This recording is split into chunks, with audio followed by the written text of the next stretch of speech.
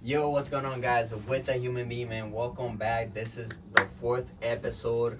Happy that you guys been tuning in, man. A lot of feedback. I really want to take the chance, man, to actually say something in this podcast because I've been trying to do this with this gentleman, but he's been busy for too long, man. Vice is in here in the house, man. I really appreciate you being here, my brother. Hey, it's crazy, bro, because we've been talking about this for a minute, but we were just saying life is lifing, man. Life is lifing. It throws you curves and it hits you up with the schedules, and you gotta align, you gotta like interact and stuff. It's definitely been testing me, bro. It's really testing me in my resolve and testing me of where I should be. And bro, you know, that's how it is, right? That's how life should be. I love that, bro. But let me just kind of like give these people feedback from my point of view of who you are, man. I consider you I consider you a well-aligned human being, bro. You're really spiritual, meditating now. I am meditating. Is that something that you're doing now this year? No, bro. I started meditating back in like high school, but you know, it's kind of hard being consistent about it because you know it's like the gym. You know, you only see results the more often you do it, and it's always later down the line. I love that. And bro, now I've been picking it up again. I actually meditated today. I love that. I meditated today for 15 minutes and trying to keep it as a habit, bro. I love that. We're going to tap into that, bro. Yeah. But, bro, I wanted to introduce you here, and I wanted to have a podcast with you because you're a creative genius, bro, and from my end. You do a lot of content. You do music. I want to talk into that. I want to talk about your heritage as well because you're from Nicaragua. I am from Nicaragua. So I want to go into details with everything that's going on, just kind of like a brief. But overall, bro, just a connection because I feel like, you know, overall we connect over ideas and thoughts and the way that we interact with people. Like at the end of the day, like we're trying to connect. Yeah. And this is what being with a human being is about. Connecting with emotions, connecting with feelings, understanding that at the end of the day, bro, we're all human beings, right? Yeah. So, bro, just roughly tell the people where you're from in terms of nationality. I mean, bro, you know, my parents are from Nicaragua, but I was born here and grew up around Kendall. You know, growing up, I started doing music in the saxophone. I started with the saxophone in middle school and concert band. Shout out to Mr. Halanuski, if you ever see this. But I know he'd be proud of me for where I took the music route. That was Jersey Baker? No, that was in McMillan. Oh, yeah. So I started there, and I didn't really think about music until later on after high school. Just to become a conversation, just like, yo, how hard is it to produce music? And I was like, bro, I don't even know. So when Hurricane Irma hit, and all the electricity went on the crib, that's when I started making beats. And then, boom, one thing led to another. And for everyone in the audience, Mr. Luna over here is my first ever artist. He was my first ever artist, you know, and through our boy Roman. Shout out to Roman, bro. DK. Shout out to that guy. And he hooked us up, and bro, like, you know, here we are now. You know what I'm saying? Yeah. Here we are now. But I also want to let people know that, you know, we went to high school together, and we actually had science together with Mr. And there's only two that I remember. There was Castaigne. Yeah, it was him. Castaigne? Freshman year. Freshman year, we had a class together, and then that's where I met you. But we were just never, you know, connected as we are now with the music and the stuff that we're doing now. So, and then, you know, life, and then we connected back again. So we started connecting back again sophomore year or junior year. That was junior year. I think it was more towards junior year because that's when I met Roman. Oh, that's when I met Roman. But bro, I mean, where we really started popping off is when we started talking about the music stuff. Oh, I love that. Because I know between you and me, it was more like an acquaintance type of level back in high school. Yeah. And then, you know, after the whole like, hey, I'm an artist, you're a producer, let's work together. Yeah. You know, started shifting, and we had that. We did have a little break. Yeah. You know, trying to figure out where we want to go with the music stuff. But hey, man, but you hit me up out of nowhere and be like, yo, let's start doing a project. And I saw that you were serious. You invested in me. So I was like, hey, bro, I'm going to invest in you. Yeah. So you already know how it went down, you know? I love that. How do you feel you feel like as a Latino, you have some sort of like advantage over like music? Overall, like, is that like a thing? Is that like a thing like to even say? I mean, me personally, no. Right? No, man. Because like I don't think you need to be a certain ethnicity in order to have an advantage in music. I feel like it's more in the terms of how much you have experience in music and music creation that gives you that advantage. The only thing I will say though is my influence is more related into the Latino side of it, because like obviously growing up you're listening with your parents' music and stuff, and they're showing you all your country's music, and I guess that will influence my music. So I guess you could say that my Latino culture influenced my music in the trap genre, the R&B genre, and even the house music genre, bro. Because there's Latin house now, and I'm super into it. Yeah. I'm super into it. I feel like that's gonna be a strong category in your music, bro, because you seem to love it a lot. Yeah. And it's kind of like a switch now. Like I remember 2000s. I would say like after like 2010, house music became like really popular. You know, like really, really popular. Like around miles around it, and now it's kind of like making another jump. You know what I'm saying? Of how big it is. I mean, now you have all these concerts specifically now here in Miami. We have all these concerts that we have, which is house music, and a lot of clubs too are playing a lot of house music, bro. So I do love that. Believe it or not, bro, I was just recently exposed into house. Wow. Yeah, it wasn't in the 2000s I got exposed to it. It was more towards like the 2020s. Wow. Yeah, bro. Cause growing up, I wasn't really into music like that. I never really had an MP3 player. Fucking remember those, bro. And I actually, when I got my first iPhone, that's when I really started getting into even just listening to music. You know what I mean? Like I didn't grow up with an MP3. I didn't grow up with an iPad. I had an iPad Shuffle, but then it broke very quickly. So I was like, okay, that was a little tease. But yeah, man, I love that. But you said that you were born here, but your parents are from Nicaragua. Yeah, my parents are from Nicaragua. My mom is from León, and my dad is from Managua. Managua, that's a beautiful island right there. Managua is like a lot of rivers up there and stuff. So it's the capital city of Nicaragua. Oh, I love that. There's a lot of capital cities. I love that. You guys have great food, man. Yeah, man. I guess you're in Miami. Fritanga, the baby. famous thing is the fritanga. Yeah, bro. You got that Nica tamales. I know some people are doing real good, man. You can't mess around with that. We also got our pastel de piña, bro. You gotta try it. You know what's funny? Since I know you bake, but that's the only dessert that you guys like that I can bake. Oh yeah, shit! We can have do a content. Yeah. My mom shared the secret recipe, the secret family recipe, so I can bake the pineapple pie. Hey, bro, for my birthday. I got you, dude. I got you. October 13, man. I mean, bro, you're always showing off with the pastries and the cakes that you cook, bro, and you always giving me some love with that. So, bro, might as well, right? I got you for your birthday. Say less. Say less. October, bro. Bro, I like that. Nicaragua has a lot of influence here in Miami, a lot of culture and heritage. What's going on back home, bro? You have cousins, you have family, you have genuine family? I do have family back in Nicaragua, on my mother's side. But to be honest, I'm really close to the family, mostly on my dad's side here. My mom actually has a couple of sisters here, and I love them. Yeah. I love them. But the majority of her family is back in Nicaragua. And unfortunately, they how Nicaragua is right now. They can't leave, and they're just living life. Like I said at the beginning of this podcast, bro. Life is life, and but for them, bro, it's really like testing the limits at least from what I hear. Yeah. Because the whole Santanitas. And then your family as well. I mean, do you have stories? Do you hear stories that kind of like people like saying, "Oh, this happened," and like this happened? Is there anything that like recently kind of like? If anything, it's probably like are you talking about now or like in the past? No, like recently, like, oh, bro, this is happening to somebody that I know, or my family member, or like somebody that like I know it all. I guess it's just like food shortages. Wow. But again, I'm not really that close to them, so I can only get like the surface level what's going on. I do have the occasional visits of my cousins coming through and be like, oh my god, like they haven't seen me in years. And I do notice one thing. You know how we have Dolphin Mall right here? It was their first time visiting a mall.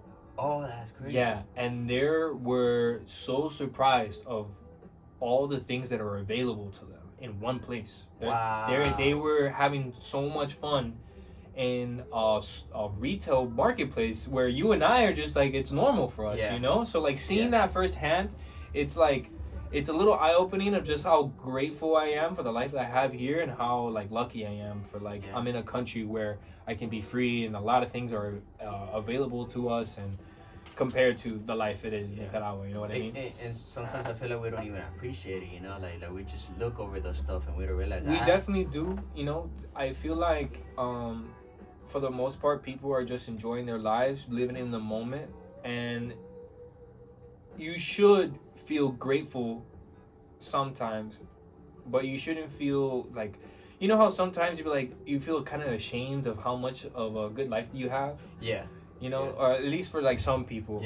I know from me growing up, when like I'm being a spoiled brat in front of my parents, and they show me like pictures of kids starving, kids like not having enough, and then me actually visiting Nicaragua, I'm just like, damn, I'm a fucking piece of shit, dude. Like, so was that like an impact to you when you went for the first time? You kind of like... I did have a great time. When I went for the first time, I was around 7, so I didn't really know what was going on. You know, I'm just there being a kid. I started finding out more in my teens of like what's going on, just because of the tribal band between, you know, I mean, going back there and all the stories that are from my cousins and stuff. So I got the idea here in America of like what's going on in there, and that's when it clicked, because I do remember certain things that I saw that I didn't understand. As to why you saw it. As why I saw it. What is this? Okay, whatever. I'm just gonna go have some candy. It's crazy, bro. I love that. Just to touch on something that you said really important, which I think, like you said, is really impactful to me as well. I had one of the girls that worked with me in the bakery. She was a decorator, and she told me her story coming here to coming over from Cuba to the United States. You know, to home mission, everybody goes different routes. But a lot of Cubans, bro, they end up passing through Nicaragua or Honduras, you know, which is really common. So she passed through Honduras, and she was telling me that was the first time ever since she left from Cuba that she went into a supermarket, bro. She went into a supermarket, and it was something similar, like, what is this? Like, so much candy in here. I went crazy, so much stuff available. Like, I never seen anything like this. Man. And it could be really impactful, you know. It could be really, really... It opens your eyes. It opens your eyes and stuff like that. Like, I remember...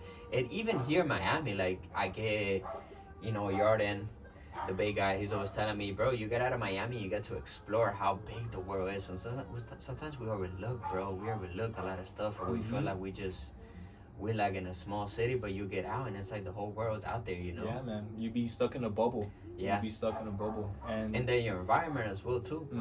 I mean, it's just as important as it is to get out of that bubble. I feel like, you know, it's okay to be in your bubble, trying to support the people around you, you feel me?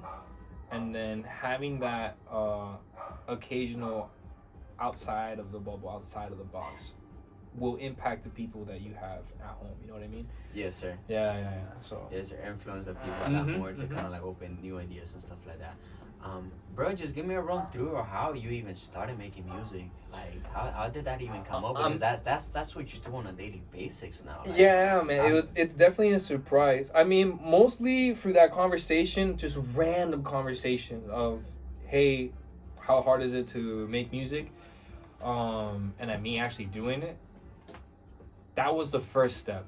But the realization for me was me working a 9-to-5, and all I could think about is just, damn, I could be making money through my music right now. Or damn, I could be making music right now. And because I'm hearing all these stories of producers making it big on YouTube, making it big, or working with bigger artists and stuff. And I'm like, damn, I want to do that. And it absolutely hit me when, you know, when you're at a 9-to-5 and you're dealing with a lot of bullshit, and you're just like, damn, I'm working for somebody that doesn't give a fuck. I'm just a number to them. Like, what am I doing here? So that's really how it really like crystallized, bro. That's how it really formed, this love for like making music and just trying to make it happen. Cause like, bro, I do not want to go back. I do not want to go back to ground zero. You know? And it's funny that you say that, because I heard that from a lot of producers, that because you guys have a different type of mentality in terms of an artist. An artist, you want to make music because you want to put on a show. You know, you're the showman, you're the case. And And that comes up to from looking at somebody, like looking up, you know, to one of the biggest artists. You'll be like, oh, I want to be like that person. But from your end, and a lot of producers, I realized that it's never been about like being so and so or trying to compare themselves to so. At least back then, because now you have producers that you can say, oh, I want to be a producer like so and so. Yeah. But for you, you're telling me it was just the music. Like overall, you just kind of wanted to know how did that form, like how did that even was built? Like it was just the sounds. I got really curious. You know, I'm not the type of person that if I suck at something, I'm just gonna quit on the spot. Because I'm telling you right now, my first beat was not really the best beat in the whole world, but it was, I mean, good enough for me. And there was one beat when I kept on trying that I showed everybody. It's like, damn, you made this? Yeah. I'm like, yeah, dude. And then boom, everyone's jamming out in the car and there's no lyrics. I'm like, okay, cool. This is a dope feeling. Like I love this. Yeah. I love this. And with that being said, though, there has been times where that feeling has gotten into my head. You know, like no, I don't think anyone's immune to that. Yeah. And if you're in the music, that's going to happen. It's gonna happen. Where you're in your head and you think you're top shit. Just don't think like that. But it's gonna happen. It's definitely a milestone you have to come across. Yeah. You know, a stepping stone. I would say. As a human being, though, bro, you know, you will always have your confidence. And then you always have your downs, but bro, this music overall, like any career, it's a sport. You know, you're gonna take some L's where you think they're L's, but they're not. It's a learning process, and I feel like as long as you're making music and you're connected with the right people and you're around the good environment, and it's a constant progress of like, okay, last year I wasn't doing anything, I was just talk. This year I'm starting. I see what it is, I know what it is, and kind of like move from there and kind of move forward. You know, so. Music, bro, it could be really depressed if you don't have the right people around you, because you're it's like this need to constantly keep on pushing and pushing. It's so competitive nowadays too, bro, with everything that's going on. Yeah, man, it's super competitive. It's both, like you said, it can be depressing, and it can be very, very rewarding. Yeah. Now, with the music industry, it's always gonna test you. Like I said with the into your head thing, there's also going to be times where you're not in the room with the right people. Yeah. Or you're just simply, you take music to this priority, and to everybody else, the priority is here. Now, that being said, you can't make somebody want this. And you cannot blame them for that. Because, you know, everybody's life's different. Everyone's passions are different. And they want different things out of life. And that's something I had to have a really good discussion with myself, because like, what do I want out of this music? Do I want to be the top shot producer, or do I just want to do this as a hobby? And what I came down to, bro, is like, if this doesn't work for the money wise, I can always have this as a hobby, and I have no problem with that, because I do generally love making music. Now, do I want to be a type of producer or at least musician that wants to go out to clubs and party and all that stuff, hanging out with top people? To be honest, no. I would like to just be financially stable now. And I didn't think like this at the start. Yeah. I mean, at the start, I wanted to be like, fuck yeah, I want to go to all these fucking clubs and all that shit. But as I grown and stuff, I just want to be financially stable and just try to enjoy music the way I like to enjoy music. Yeah, there's going to be times where it's going to suck, but my passion for it takes over. Or it comes out of that.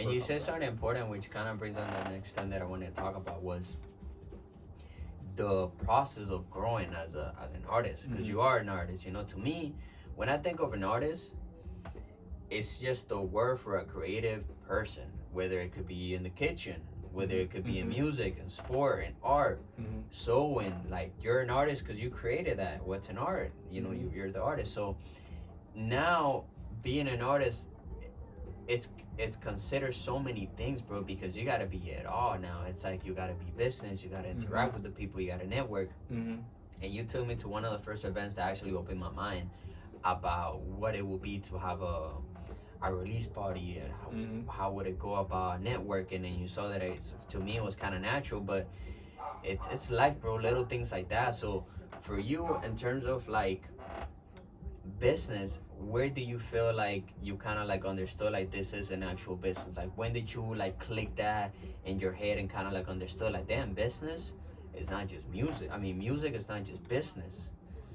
Music, it's like in music, I'm not just gonna be a producer. I have to like fit the shoes of many different people. Like when did you kind of like realize that and kind of become aware of like, damn, I can't just make music, sit in the background and just kind of like let the music just sit there. I had to reach out to people and I had to like well, in terms of like when I first found out that like music is not just the music making process, it's the business. When I went to my first professional studio, so my first big project was with an artist named Device. Shout out to Device. Yeah, we also went to high school together. Yeah, we also went to high school together. He took me out to a studio in North Miami that was the same studio that Jay-Z was recording in. I forgot what album, but I met the producer and I saw these huge speakers, bro. Like speakers that look like they're meant for concerts and stuff. And a booth that's made out of entirely of glass, and the inside it's all soundproofed. And I'm like, damn, this is crazy. And I just had like a genuine conversation with the engineer there. I'm just like, hey, like, how do you go about this? And like, what, like, how, you give me, I don't know. I'm just asking game. I'm super new into this. And he just laid it down. He was telling me like, yo, you know, at the end of the day, like, we love your music, but the business is business if you want to keep it, like, you know, going. And, you know, at the time, I didn't really think much of it just because, like, I am just starting out. This is literally, like, my second year into, like, producing and stuff. So, like, I really don't know much. You know, all the lessons that I got were from YouTube. You know what I mean? Like, it's different when you're hearing it from somebody that's in the game and professionally, because like not everything is on YouTube. YouTube can help you out so much, but like once you're ready to grow, bro, like you're gonna have to find your people to connect with, and the things you learn from somewhere else. Because again, not everything's on YouTube. So that's my first interaction with like, damn, this music stuff, it's not just the music process, there's a whole business behind it, and do I want to take myself there, you know? And that answer came years later. And then the networking as well, like how like that correlates too, because you know you can't just be a producer and just kind of like be like, oh yeah, I'm a producer. Like you gotta show out and about, like, okay, I'm at the studio, I see 3 artists, like let me show them my beats, or let me interact. Yo, you do music? Okay, let me get back with you, or look, I'm gonna send you beats on a monthly basis, or whatever the case may be. I'm not gonna lie to you, like I said, 2 years into the game, I was super a novice, and you know, when you're first starting out in music, you know, when you're killing it and you're making fire ass music, you think you're top shit. So you feel like people should reach out to you, but that's not the case, bro. That's why I said that I got that answer, like, should I want to do this years later? Because you know, you really do have to reach out to people, like, as an artist, especially in this environment when we're social media, where everybody's competing for each other's attention and stuff. You really got to be like a genuine person when it comes to meeting with other artists, because music is very emotional, you know, and it brings out the emotional sides of people. It can bring out sensitivity and stuff. So, you know, to a lot of people, this is therapy. Art is therapy for them. So you got to treat it as like a genuine human being, you know. And when it comes down to money, you just be direct with them, you know. So what I take from there is, like you said, that relationship, because as an artist, bro, I want to make music with somebody that I generally connect with. It's not from my end, like, I guess, you know, as the numbers get bigger and things like that, you feel like, oh, okay, let me mess with this person, because, you know, if you want to go that route, or like go in a commercial, because so-and-so has the connections, but at this point where I'm at, I generally want to connect with or make music with people that I generally connect with, or like people that are willing to give you a hand or give you tips, or like let you know this, because I don't want to be recording with somebody that I'm uncomfortable with, or somebody that's not even bringing in like you're not gonna make good energy music. Or you know, you're not gonna make good music. So I know that networking and getting together with the right people is important, bro. Just to kind of like, you know, finish there in terms of that, somebody that's interested in music and wants to start producing or like being an artist, like, what do you think is like the first things, like, how do you even go about that, like, from your perspective? Like, give some advice? Yeah, like advice is like, you know, you have a 13-year-old kid who might be watching, or like a 19-year-old or like a 23-year-old that might be like, damn, I was like that, but like, how do I even start? Like, how do I even like tap in? Like, don't be afraid to fail. Don't be afraid to fail. Don't give up, because music's gonna test you, and it always will. Yeah. And be self-aware of how you behave around people. That's something I had to learn, which helps out a lot with meditation, by the way. Yeah. My meditation gets you really aware of like how you are around people, because like I said, like you try and build genuine connections with people, and you know, sometimes you will say some things that you don't really know that are bad things to say. You know, yeah. I've had my fair share of that, and I've learned from it, and meditation helps out a lot. So I guess meditate too. And other than that, collaborate. You're only gonna learn from your peers. Yeah. You learn so much from your peers. So, or just try to reach out to anybody that probably like, if you guys are interested, you can reach out to Vice as well. Yes, like, hey, how do I get started? Like, I will respond to as many people as I can. I literally YouTube have YouTube and Instagram. We're gonna put it up. Bro, one of the things that I noticed about you, and I told Diego, for understand that I love your consistency, bro, and I love that consistency. And I told him, one of the things that I realized about life is discipline will take you anywhere. Like, from my end, I have the experience of not knowing how to do something and doing it every day. Like, I could never know how to decorate a cake, bro. Like, that was bad for me. Like, knowing how to decorate a cake, it gave me a job. The Dominican frosting is not the same thing. And I was like, how do I do this? I don't want to do this. Like, if I'm going to be in this business, I'm going to hire someone, and I'm going to manage the business side of it. Yeah. But you can't do a business without knowing how the business functions. Like, how do you even do music? Like, you can't be a music manager without knowing how to make music, you know? So that's how I took it. So where I was at though with that was the discipline in me doing cakes consistently just got better. Got better and looking at videos and looking at people and reaching out. And I remember when I decided that the business was going to be something for me in the long run, because I saw it aligned with everything else, I became obsessed, bro. Like, in terms of like, I want to follow the top bakeries. I want to see what they're doing. I know, you have people that be like, don't worry about the enemy, but I'm trying to crush the enemy, you know what I'm saying? Yeah, I've got a lot of like business gurus that be like, yo, you're the business trying to put other businesses out of business. That's how you gotta approach this. Yeah, you have to be hungry. So you have to be hungry. I do agree with what you're saying. Is that don't give up and just do it. You know, if it's a hobby, just do it once a week. I mean, do it once a day. There's nothing wrong with it being a hobby. Do it twice a week. Starting out, and I know that consistency, like you said, is gonna you start gonna picking up on tempos. You're gonna start picking up on like, oh, this is how I use the string and a beat, or this is how I use the type of key. You know, is there any sort of software that you would recommend in terms of like, or any keyboards in terms of an art of a producer? Like, be like, I had this best experience with this type of keyboard, and I don't like this because of that. Or if you're a producer, you know, I'm gonna be biased. You get FL Studio. All right, everything else sucks. Hey, I'm kidding. Wait a minute. Like, do tell him Logic has a free trial. To record, you know. You know, FL has a demo version. You know? No, I'm kidding.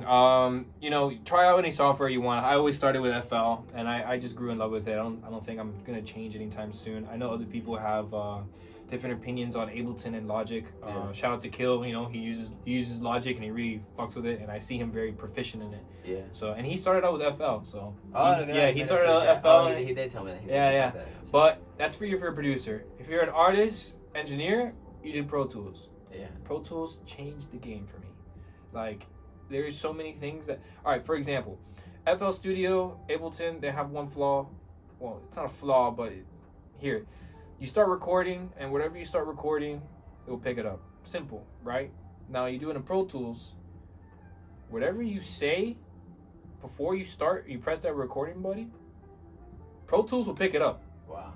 Yeah. So just in case, like, you just heard some fire shit on the mic and you forgot to press record, and you could drag back and see what you recorded. Yeah. That changed my life. Oh, wow. That changed my life. And it saves you a lot of like creative like energy, bro, because like, damn, like you could have gotten that if you were like on FL, but on Pro Tools, bro, it's no problem. But easy. Yeah. So Pro Tools, way to go if you're an engineer or artist. And that's like industry standard. Like a lot of artists will rather be on Pro Tools. They'll sometimes not even work with engineers if they can't work with that software. Yeah. I actually had run into a profile web studio talking about like if you don't have Mac items, you can't come to the studio because you won't be able to connect to the studio. Certain things like that, like for example. Bro, just to finish off, where does your creativity come from, like in terms of music? Like, is it, we talk and you show me beats and you send me beats, and so one of the things that I picked out, sometimes your creativity for you comes either like at night or does it come in the morning? Because then you show me the beat that you showed me on Saturday. I was like, damn, you made this in the morning. Like, what are you thinking that you do something like this in the morning? But I guess it's a state of mind that you're constantly like thinking of like, this type of beat. Or it's definitely the state of mind, bro. A lot of professionals will tell you like, oh, it's not the motivation, it's the discipline that you have with the music. And I've done that for a while, where every day, like whatever if I'm not motivated, I'll still do it, and just to get the practice in, and that's helped me out a lot. But as of recently, bro, it shouldn't be like this, but it is what it is. And it's just random sparks of motivation and planning on when to make music. Like I'm not gonna make music if I'm hungry. Like I'm gonna be thinking about what I'm gonna eat. You know what I'm saying? So like. Today, for example, I woke up, ate, went to the gym. Right after that, boom, try to make something real quick. Right. And then go about your day. And then sometimes you have a lot of free time. You can make there's been times where I'll make 8 beats in 2 hours because I just had the free time, and I was like, fuck it, boom, boom, boom, boom, boom. You get creatively drained. Right. That's definitely a thing. Yeah. But man, that's basically where it is. Disciplined, and if you do have the motivation, fucking go for it. Don't waste that. I love that, bro. Don't waste that. Is that hat from the clothing brand? No, it's not. No, it's in Miami, dude. No, because you had the shirt. I do. No, this is not from the clothing brand. I do have a clothing brand. I do want to talk about that though, because I really love the shirt, which I have to head up everybody on the messy one. Yeah, it's coming out. Well, it already came out actually. We'll put that info here as well. I love that, bro, because of the story that you guys have with the clothing brand. It's 4 of you guys, right? Yeah, it's 4 of us, and I've known these guys for a very, very, very long time. 2 of them since childhood, like elementary school type of thing, and one of them since high school. But bro, we've been through so much already that he's basically a brother already. I love that, bro. We were talking a lot. We really haven't talked much of clothing, honestly. I mean, we haven't talked much of clothing because I know it's like a whole team effort, but we gotta jump it in terms of that. But just still a little bit of to the people. I mean, what to expect from the brand. What's up with the name though? Oh, Claus? Who came up with the name? Who came up with the name? We had a. Was that a AI generated? No, it's not AI generated because we have an original group chat of so those 2 of my friends that I've known since childhood. There's actually a whole group chat that we have. That's 11 of us, and those 11. Well, actually, there's 12 of us, but 11 of them are also all from childhood, and we keep to each other since this day, bro. Oh, yeah. So that group chat name is Santa Claus. It's a black Santa Claus actually. It's just the emoji. I like that. So we're like, damn, why not just put Claus? I like that. Right? So I was like, yeah, why not? It's not bad, whatever. I like so we went with it, and I mean, so far everybody likes the shirts. I love the quality. The shirts. Yeah. Damn, I forget the gentleman's name with the sports teacher. Suarez. Yeah. Shout out to Suarez. He was talking to me, we shut it down about the quality, and I like to talk to people, bro, that own business, and one of the main things that I ask him in anything is as to the quality. Like, are you concerned of quality, or are you trying to produce quantity? And I realize that you guys are trying to produce quality, so I do like that. So quantity is not a problem for us, just because we deal with Shopify, and they're our third party for distribution and production. All we need to do is supply the design. But the problem with Shopify is for the type of design that we want big designs on our shirts, and there's only one product they have on there, and we don't necessarily we didn't envision our shirts being that quality. We like the heavyweight tees, we like the cotton one, and we're transitioning out. We're trying to just build capital at this point, but it will happen. But as of right now, we're looking for better things, bro. We're looking for better things. I love that. What's the gentleman that told you about the collection? The collection? Yeah, he told me you guys were like in the future. It turns out he was like, oh, maybe we should do like a collection, like a month every over. Oh, yeah. So that's actually for my boy Nelson. Shout out to Nelson. Shout out to a lot of people. Nelson. Shout out to Nelson. Because I told you like that idea for me is creative, bro. Because people want something that's their own, like unique. It's like somebody would drop like 500, you know? Yeah. Like, so damn, how out of that 500? So for that collection that we're doing, it's pictures from places that we visited. Oh, so, I like that. Yeah, so he has a couple pictures that he has from California. I think it's one from Santa Monica. And actually, just recently, he went on a photo shoot for Miami Beach and all these type of places in Miami. And yeah, man, it's coming together. Those shirts are kind of coming out soon. And I mean, I love it. I love the idea. So I'm all for it. You know what I mean? I love that, bro. That's where I see, you know, falling into business and it falls with the brand and you know, with music and stuff. And that being said, with my shirt company, that gives me experience for musical merch. Yeah. You know what I mean? Yeah. So that's also a plus side with the whole music thing. I love that, bro. I love that. We never got to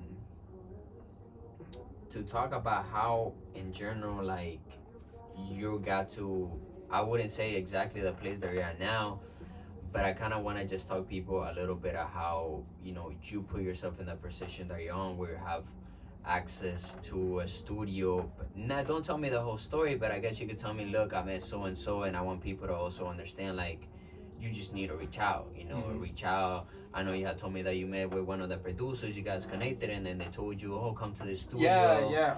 And all of that. I just kind of want people to know that it's possible for you to get to a studio as a producer, come in and be a intern and kind of like connect with the people. You just got to reach out and connect with the right people. I just got really, really lucky, bro. Because my next door neighbor, his best friend is a musician, and he knew these people in the studio. And at the time, they were just a startup studio. Yeah. Like, the booth was made out of cardboard. Wow. So I showed up, I showed off my talents, and they really liked it. So they're like, hey, you should just come here more often. And I'm like, say less. And I came here more often, and then... The neighbor, shout out to the neighbor. Yeah, shout out to my neighbor, Matt, my boy. I love that. Oh my god. Genuine thing how life works, right, bro? Yeah, man. It's like the stars aligning type of thing, you know? Or it's God looking out for me. Yes, sir. Yes, sir. One of the things, bro, now that we finished that topic, I want to talk about something that you mentioned because it stuck in my mind about how, like, you meditate and then you kind of ground yourself and then you become self-aware. That's super important, bro, in so many aspects. Like, one of the things that I, like, sometimes I blame myself to this day in that moment. It was three people. We're having a conversation with these three people, and somebody brought a conversation about high school pictures. Yeah. And they brought it and we're laughing. I'm like, oh, look at mine, look at his, and we're all laughing. And sometimes, you know, you could read the room and you might say something that's not, to you it might not seem absurd, but then to the other person it might seem like, damn, did he just say that about me? Like, that's really sentimental to me. And I realized how, even if you're self-aware, that you can't control the people's emotions, you know? Like, I was like, is it my fault that he got upset about something that I said, but I didn't know that would have gotten him upset? Like, 100%. How do you think you go about something like that? How do you become, like, self-aware to the point that you know how someone else feels, or like? Yeah. I mean, for the most part, because you know how guys are. Sometimes we roast each other. If I notice that my roasting gets to you, for me that's pretty obvious. And I tend to stop. Dude. You sort of know. I guess you sort of know who to mess with. You sort of know who you mess. Like, you test the waters here and there, and you see how they react. And I'm not the one that likes to push buttons most of the time. Unless I really, really know you, and you're my brother to me, and I'm just being a brother to you. But for people that, you know, you say something and you don't even know you offended them, bro, there's nothing you can do about it. The most you can do is, you know, when they tell you and you're aware of it, you clear the air. Yeah, clear the air and let her know. You clear the air, you would have told me, or I didn't mean it that way. I Mm-hmm. wasn't even thinking that, man. Like, I didn't know it was gonna. And you know, the way they react to it, you know, depending on how you say it and how you come across, you know, it's entirely up to them. You know, and you can't. Yeah, you can't control it. You can't control what they think about you. You can't control how they react. So you just gotta just move on or deal with it, bro. One of the two. You know what I mean? I love that. When I think of self-awareness, bro, one of the things that comes to my head too as well is awareness of, I wouldn't say other people, but situations. Like, sort of like put yourself in that shoe of, like, for example, like when that happened to me, I started thinking, bro, like I started blaming myself, is it me or is it not, like whatever. So then as I started thinking, I started analyzing things in a different way of, like, how maybe you grow up in a neighborhood that you never seen anybody crippled, or you never seen anybody with their arm cut off, or you never seen anybody that couldn't talk, or you never seen anybody that only spoke sign language, or someone with disabilities, and you don't know that that's a disability. I feel like it's like, I wouldn't connect it with self-awareness, but I connect it with awareness of that activity. Like, oh yeah, that's okay. Like someone that doesn't speak the language, that's okay. Or somebody that's crippled, that's okay. Like, being that awareness, I feel like a lot of, you know, me, like I remember me growing up, I didn't know of a lot of disabilities, or I didn't know this, and then you become aware. It's like, damn, there's a lot of stuff in the world, like things like that. Bro, so, you know, I thought of that, and that kind of ran through my head, but it's crazy, you know, being self-aware kind of like makes you be also aware of, like, there's type of situations, and putting yourself in their shoes. Putting yourself in their shoes, or what would you do in that situation? Because once you put yourself in that situation, you realize that it's easier to say something than actually being in that place, you know. Matter of fact, bro, I like to think of that as a leadership quality. I'm not gonna lie to you, because, you know, when you have people working with you, and obviously there's like more access to things for you, and you want to take a leadership role, it's important to know how your people are feeling. You know, and that just leads to, like, better decision making, creative work. Better creative work, and better relationships, bro. Better relationships. You know, it's super important to have that emotional intelligence. I like to say. Especially during work, because you see these people most of the time, you know, you want to create that happy environment and stuff like that. I love that, bro. I have a couple of questions here, bro, that I usually ask people. That means that we're almost getting to the end. So man, it's gonna be the tough questions, huh? No. Actually, I already asked you where you from. Okay. We know that everybody that does come to Miami, man, do go to Afritanga. Man. It's a completely different type of food style. I don't even know how you guys marinate the meat, bro. But neither do I, bro. I haven't learned the recipe yet. And it tastes the same every time, and I love that. So, bro, were you ever bullied? Yes. Not to the extent of, like, I have, like, a school bully. But there will be times where, this is how I like to view it, bro. I'm growing up. There's some things I need to know about human behavior that I didn't know about. So as soon as I learned that, the bullying stopped. That's crazy that you said that. It's funny that you look at it. See, this is why these questions to me, bro, are really like how, like, I like to connect. You see where it's going now? Because you see, and it's funny because you said it that way, and that's so amazing that you said that, bro. I like that. It's funny how you said that, because that way you're able to understand as to why they do certain things.